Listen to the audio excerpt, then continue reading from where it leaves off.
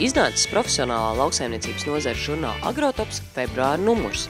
Tajā lasiet. Pagājušā gada nogalē reģistrēta jaunākā priekuļos izveidotā kartupeļu šķirne Gundega. Mežzinātnes institūta silo pētnieki iepazīstina ar savām atziņām par bērzu plantāciju ierīkošanas un audzēšanas tehnoloģijām.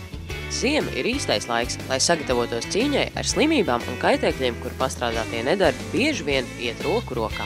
Ventspils novada Anses pagasta Jāņalejās ganāmpulku jau gandrīz gadus lauc rotējošās laukšanas iekārtām. Investīcijas tehnoloģijās un ganāmpulkā devušas augļus, tāpēc šogad vidējais izslaukums jau krietni pārsniedzis 10 000.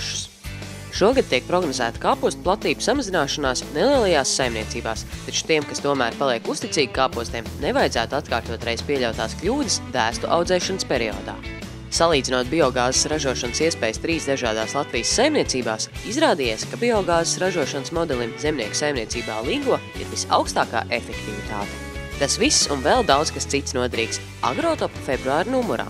Žurnāls Agrotops katram zemniekam un lauku uzņēmējam.